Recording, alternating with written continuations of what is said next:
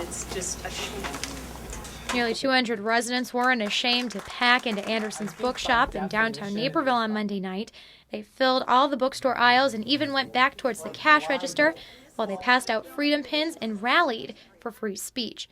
That came after the bookstore in Naperville North High School had to cancel visits from former Weather Underground activist Bill Ayers. We've had controversial authors and writers throughout the years, but nothing ever has compared to this. Bookstore co-owner Becky Anderson says she was blindsided by the threatening phone calls and emails she received leading up to the Ayers visit.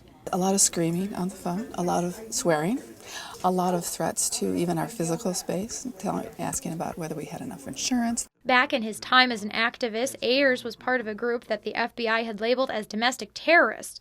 Weather Underground was an anti-Vietnam War group that bombed the Pentagon, U.S. Capitol, and a string of other governmental buildings. Now this is as close as 16-year-old V.K. Mockton will get to Ayers. He was one of about 30 high school students set to see the man whose name rose in the headlines when he was tied to President Barack Obama. He and his classmates sat amongst the books, saying they still want Ayers to come back and speak. I'm sad as I missed the opportunity to hear a controversial speaker. I would like to believe the fact that I have the maturity to understand such a man, whether I like him or not. 5 panelists argued that the called-off visit was a violation of free speech. Only 2 of the 200-some residents said the backlash against Ayers was the right thing to do. He's an unrepentant terrorist. Sources also told us off camera that several candidates for city council had complained to Andersons Bookshop about the proximity of the Ayers visit to the local elections.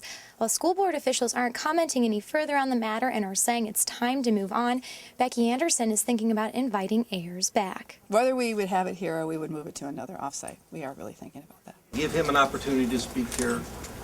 And if we need police protection, we need police protection. There may be some additional threats. There may be some things that the police department would have to do to try to ensure the safety of all the participants, whether it be the speakers or whether it be the people that are there to listen.